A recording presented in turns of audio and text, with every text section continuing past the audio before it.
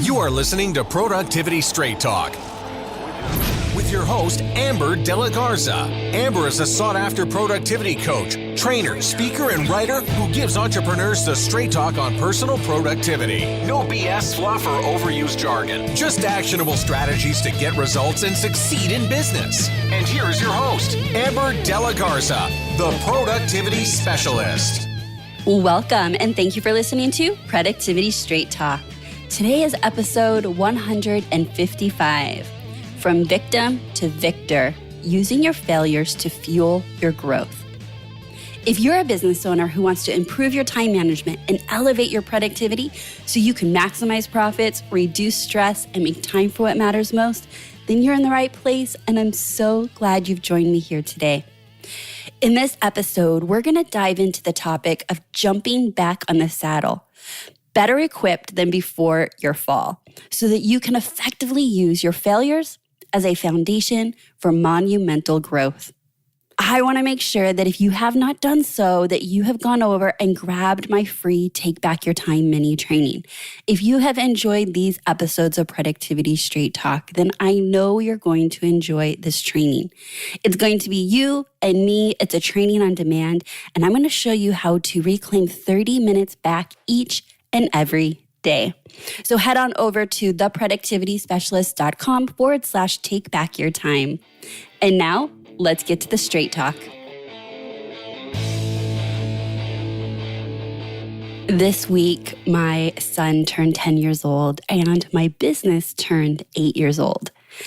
And, obviously the world looks really, really different. It wasn't anything that I expected I would be celebrating my son's 10-year-old birthday in. And I had just 2 weeks ago this idea. I was like, oh my gosh, okay, so I am going to have to figure out something fun and exciting to do at home to celebrate Eric. And look, we don't have a pool. We live in Las Vegas. I swear we are the only one of my friends who do not have a pool, which is never an issue because I'm a social butterfly, and any given weekend, I would much rather be at a friend's house doing a barbecue and swimming. So all of our best friends have a pool. My sister-in-law now has a pool.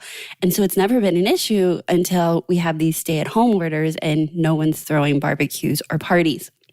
And so I got this wild hair that I was going to buy this big 10-foot, pop-up quick set pool for our backyard. And when I say big, I mean, I'm not talking about the tiny little pools that, your toddlers play in. This was quite an investment. And my husband was like, you're crazy. You don't know how much work those are.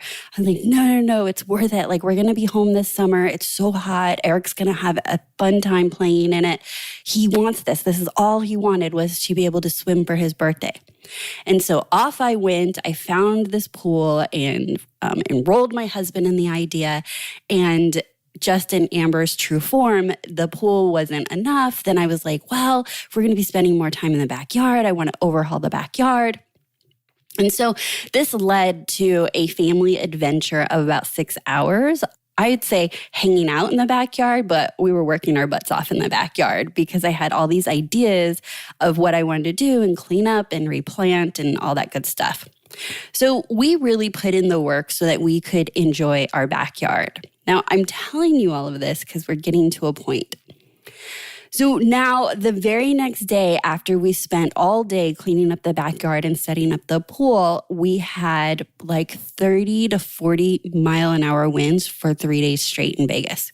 So of course, we could not enjoy the pool. And the backyard got all dirty again, and it was really kind of frustrating. And I'm like, no, all I wanted to do is enjoy our backyard and the pool with our son for his birthday and or for the summer.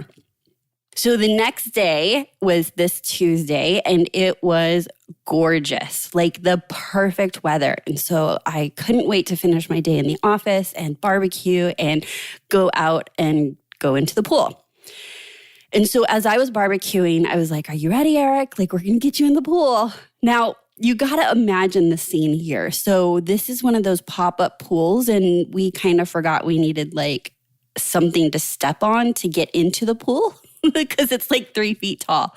So I'm at the side of the pool getting him all excited about getting in, and I'm lifting him up. His arms are around my shoulders, and I'm lifting this 10-year-old up as hard as I can, as high as I can to get him over the pool.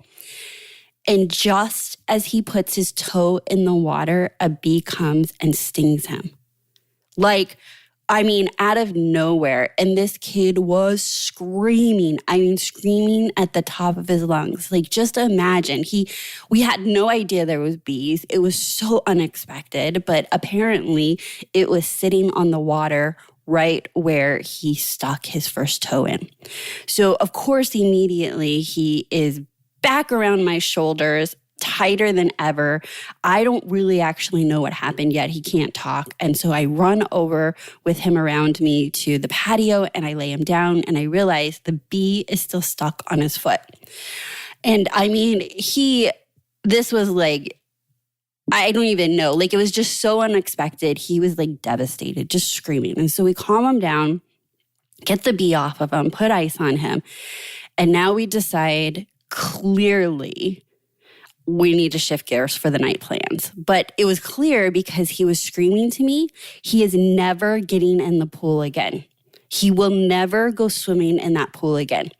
So in a moment's notice, going from, I'm so excited, this is exactly what I wanted, I can't wait to get in, to getting stung on his foot and him telling me, look, I am never, ever getting in. And as a mom, I was like, yes, you are. But then realizing he is speaking from a place of fear and he's scared. And really, he's associating that pool with something really bad and dangerous. And I'm going to pause the story there because there is a lot that we can learn from there. But I'm going to shift gears and I'm going to share with you a time in which, while my son was screaming he's not getting back in the pool, that I actually said the same thing in my business. All right. So I want to take you back to about 5 or 6 years ago in my business. And I was doing a launch for a program, and I thought, certainly I can figure out Facebook ads. And so I took the class and I took the program and I did all the things. I was such a good student and I did all the creatives and all the copy and I learned how Facebook worked. And I was like, oh, this is going to be the launch. This is it. This is going to be different than any other way that I have sold in my business. And so surely this is going to be it. I was just as excited as Eric was to get in the pool. I was just as hopeful for what could be possible because I was going to learn Facebook ads. And so I learned it and I thought, I got this. And I did the ads for my launch and I literally got 0 clients. These ads didn't just not work, but they cost me a lot of money. And instead of looking at it objectively and really pulling back the curtains of what went wrong, what could have gone wrong, what did I not understand, what could I try again, I shut down and I blamed the ads and I said, they're stupid, I'm never doing ads, I'll run my business without ads. Literally shut down. Sound familiar? I had a bad experience and it was one experience and I acted like a 10-year-old and I said, I'm never doing ads again. And what happened was those ads, because my mindset wasn't strong and I wasn't looking at it from a perspective of, hey, maybe it wasn't the Facebook ads fault. Maybe there's something that I missed in the training. Maybe it wasn't the right timing. Maybe I didn't even take the time to go back and look at what went wrong because I was so mad and angry that what I had in my dream about what was going to happen didn't happen. And I just brushed it under the rug and I never looked back. But what happened really was that it stayed with me. It stayed with me as this big thing in my business that I avoided and I went around and I didn't want to do. And I came up with every reason why my business didn't need ads or paid ads and pushed it out up until this year, literally around 5 or 6 years. And I avoided it because I in the moment, it didn't feel good. But over the years, I made this story bigger and bigger. Like, there's no way. Facebook ads aren't fair. Who can really figure those out? They're so expensive. Whatever stories I was telling myself, that was easier to stay in those stories than to push through a challenge that felt like it really hurt and stung at the time. But now I'm in Facebook ads and I'm not getting the best results. But what is the difference? The difference is over the last 2.5 months, I have been committed to show up, to tweak, and more so, even more than overcoming and making the ads work for my business, I chose to use this as a way to strengthen my mindset, to not lean into the failures and the stories that I had about the ads, looking for positive proof that other people have figured it out and I can figure it out too. And so then it became less about what the ads can do for my business and more about wanting to go head on with this thing that I made really big in my mind that I wanted to avoid. And ultimately, as you may have heard me say, like sometimes we just have to put our big girl, big boy pants on and do what the business needs for us, not what feels comfortable for us personally as the business owner. And so while this story is still in that messy middle where I don't have this like grand, oh my gosh, amazing breakthrough story of the ads working for me, I wanted to tell you that I'm in it. I'm in it right now. And every time I lose my butt on an ad or an ad starts going good and suddenly it's like Facebook forgot to show the ad to anybody for days, like i.e. it's like literally not working and just taking my money, I chuckle to myself and I say, what can I change? What can I do different? How can I look at this differently than how I had looked at it in the past? And this one example is going to be positive proof that I have changed as a person, that I have changed as a business owner, and that through challenges and failures, I have become stronger to face those types of situations head on. And hey, you may be listening and you're like, I totally got these ads down. What is she even scared of? And you may think, I have been stung by a bee. That's not really a big deal. I am utilizing these as examples, but I would ask you, what is your thing? Did you go in and ask for the sale of a big client and they told you no, and that has now made you, timid or scared to go after it again? Did you try to make a new offer to your clients and it flopped? And now you're like, no, I'm just staying in my comfort zone. I'm staying in my zone. Where in your business have you felt the sting and retracted and decided not to push through that? All right. Now, I have another example here for you. About 3 years ago, I spoke at a conference and I keynoted on the main stage. And at the end of the keynote, I made an offer for a free webinar training. And ultimately, it was to serve the audience further, but also to build my email list and to build relationship. And I had goals for how many people would say yes and sign up for the training, but I was blown away. My conversion rate in the room was 75%. 75% of the people that were in the room listening to my keynote signed up for this webinar training. I was over the moon. The actual keynote was in Florida. And I remember calling my husband. I remember literally feeling like I was floating. And I was like, oh my gosh, this is beyond what my dreams are. This is going to be amazing. And so I proceeded to prepare for this training. And I'm talking about preparing, right? I wanted to show up my very, very best. And I wrote all the emails. And I even wrote emails that said like, hey, you don't want to not show up live. Like you want to get the most out of this. I want to see you there. This was part of like the email series of getting them to show up. So we get to the day of the training and I go to sign on to the training and I cannot get logged in. Like legit, I cannot get logged in. I tried customer support. I tried shutting my computer on and off. I tried getting in and out of the program. I could not get into my own training. But what I could see were the hundreds of people showing up for the training as participants. And I'm seeing this number. And at this time, I actually rented an office space. And so I was working away from the home.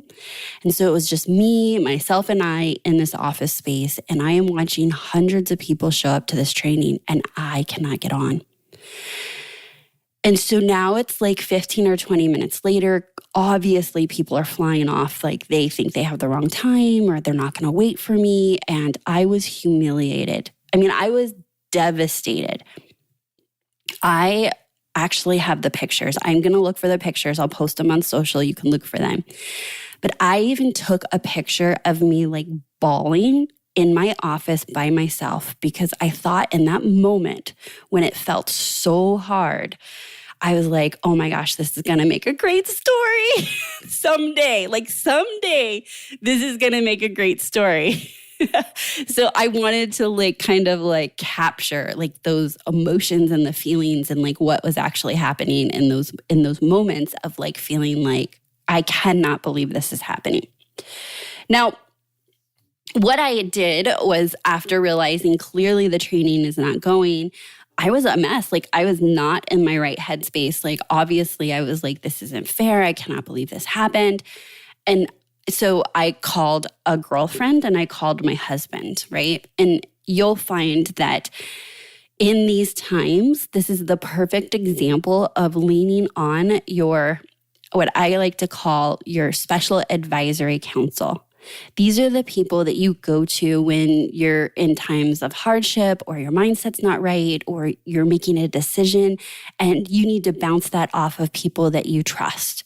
And so I truly believe that as business owners, we need our special advisory council and we need them on speed dial. We need to be investing in these relationships all year long because when we need them, we need to feel comfortable enough to speed dial them and ask for help. And that is exactly what I did. So the very first thing that I did was call my husband. And I'm like, you'll never believe what happened. And he's like, babe, like I'm on, like I logged in to support you. Like I wanted to see you in your zone and in your flow. I couldn't get a hold of you. Like I was watching like nothing, like a blank screen too. I was like one of the participants, but I was there to support you. And I'm so sorry this happened. And I was like, you were? Well, how did you get logged in? And so obviously I'm shortcutting the conversation. But I was hosting this meeting through a Google platform. And by default, when he logged in with my Google account. And so he was the host. It wouldn't let me log in because I was like a secondary host trying to log in with the same account. And with my husband's best of intentions of trying to support me, it was literally the thing that hijacked this opportunity. And he was devastated. He was like, I cannot believe it. I was just there to support you. And again, this like took a little while to figure out, but essentially he mistakenly logged in with my Gmail account and therefore I could not log in. And I was like, oh my gosh, this is crazy. Like, what are the chances that this happened? So then I reached out to a girlfriend of mine and I told her what happened. And she's like, Amber, you need to do a video. Like, you need to get your head straight and you need to make a video and talk to them like they're just people and tell them what happened and tell them that you made a mistake and that you want to serve them and that you will reschedule. As simple as that sounds, as simple as that solution sounds, there is no way I could have wrapped my head around salvaging what was possible and moving into action had I not leaned on the people that I trusted to pick me up when I felt so like overwhelmed and so upset. And there's a lot of takeaways in that story, and I want to break those down for you. When you are met with a challenge or a struggle, which you will be, it's not if, like you 1000% will. You are going to have challenges and struggles, and it's going to feel hard. But there's nothing wrong with that. We don't need to judge that. In fact, the sooner that we can get to a place where we're like, yeah, like that's going to happen, we can prepare ourselves and in those moments not be angry that it happened. And this has been a lot of the work that I've done because, in those moments, you're like, that shouldn't have happened. Like, that shouldn't have happened that my husband, knocked me out as host. That shouldn't have happened that my Facebook ads, failed. It shouldn't have happened that my son got stung by a bee in his first moments in the pool. But that energy and that thought serves us nothing. Nothing. In fact, when we stay in that thought, we can't move through what I'm going to share with you next. And so next time you find yourself in a challenge, I want you to switch your mindset from victim of saying things like that shouldn't have happened. Why is that happening? Into a victor. And you want to come out of this being proactive and seeing what you can do with the situation and circumstance that has been presented to you. So number one, salvage what you can. Look, we all have plans in our business, with our projects, with team members, with our days. Like literally, we dream of what is possible and what it should look like. And when it does not go as planned, I want you to look and ask yourself, how can you salvage it?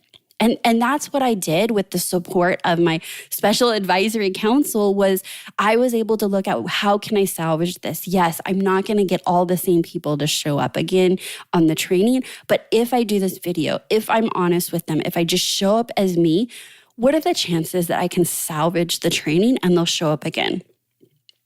2, problem solve. Looking back and asking ourselves, why did it happen? What happened that created those results? You see, when I failed at the Facebook ads, I never went back and asked myself why. Like I never had that honest conversation that said, maybe your imagery was way off. Maybe you didn't know your audience good enough. What were the numbers telling you? What actually happened in those ads that would become data? But what I didn't do is look at it as information. Because I created this whole story, because I felt so stung by the experience, I created all these stories around it that did not let me see the data, which would have told me what's working and what's not working. Number 3, and I've spoke about this a couple times, is to trust the support of your special advisory council. And if you don't have your special advisory council, I would encourage you to create one and nurture one right away. And who would be on your special advisory council? My special advisory council is my attorney, my accountant or CPA. It's dear friends that are in the business world that understand business. It is my own personal business coach. It is friends that I lean on that just know me and know who I am and can support me wholeheartedly. It is most definitely my husband, right? And so enrolling him in this dream and enrolling him on this journey, and while he's not on the same journey as a business owner, I've shared with him the good and the bad. And so when I need him, he is literally able to be there for me, just as my friends or other people that I lean on for support. All right. And when I say create them, I mean build those relationships, and you have to nurture them, because a special advisory council goes 2 ways, meaning my girlfriends, if I just called them when I needed something and like something went bad in my business, like that would get old. Pour into them, reach out to them, support them, and they will show up for you. Whomever that is, whoever is on your special advisory, it could be your parents, it could be one of your peers in your industry. The fun part of this is that you get to curate the people that stand around you and will be there to support you. And this is really, really important for business growth, but really our productivity. Because when we can't be the ones that stand up on our own again, if we have this special advisory council around us, we're going to stand up faster. We're going to take action faster. We're going to jump back in and and dive into the next thing that our business needs faster because we have that support. All right. And number 4 is to equip yourself with greater success. Now, when something of challenge happens, it's challenging because it's showing us something that we can improve on or that we can get better at. I want you to think about a skill set. Perhaps you were missing the skill set that would, encourage success in those moments. Perhaps you didn't have the team around you that you needed, or the funds to really make that project go, or the marketing. Maybe your product that you launched into the world was epically amazing. And in your heart, you know without a doubt it was amazing, but nobody bought it. Well, instead of thinking that it's your product that wasn't epically amazing, maybe it was the marketing, maybe it was the messaging. We need to look at our failures and our challenges and really dissect them and ask ourselves, how can we equip ourselves for better success the next time we meet that challenge head on?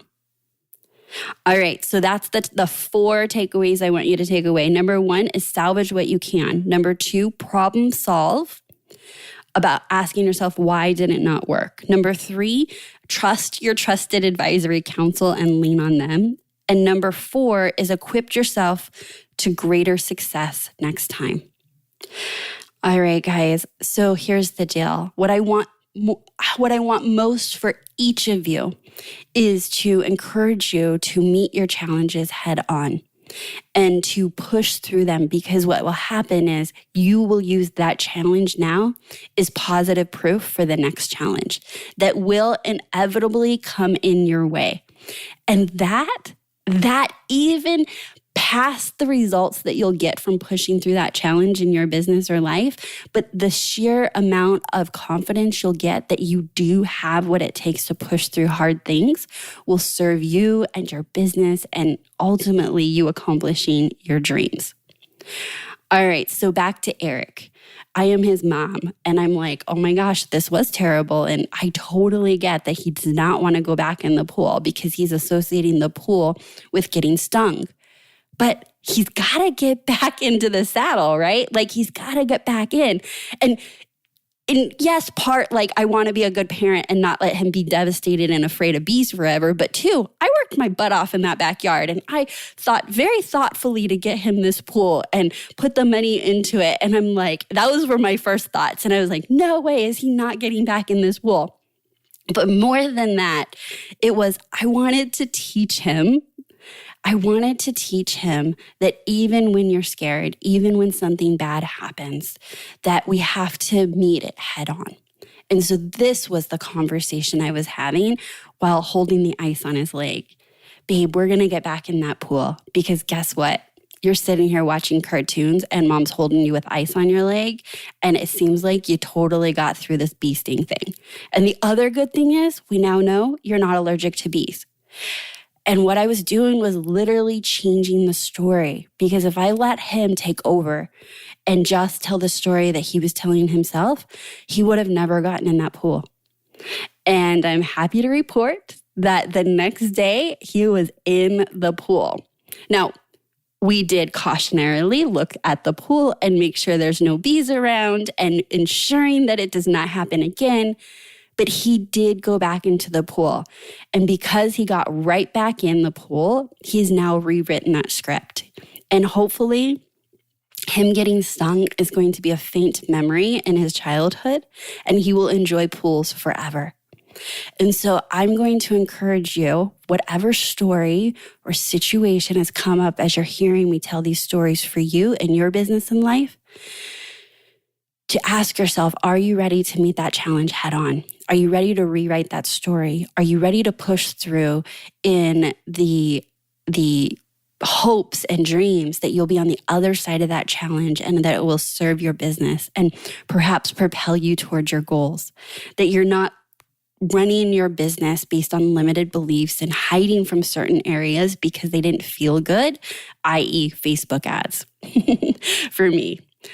All right, guys, it has been my pleasure to talk to you guys about switching from victim to victor in your business and life. I have loved having you listen to this episode of Productivity Straight Talk, and I sure hope you have found this empowering and actionable and valuable for you. No change, no change. Without taking action, nothing will change for you or your business. So what will you take action on today? Look, I'm not sitting there next to you, but I know that as you heard me talking today, something came up for you. And so whatever that is, I'm going to encourage you to go take action and rewrite that story for yourself. Make sure you go over and grab my free Take Back Your Time mini training, and you can do that at theproductivityspecialist.com/take back your time. So that's my straight talk for you today. Until next time, have a productive week.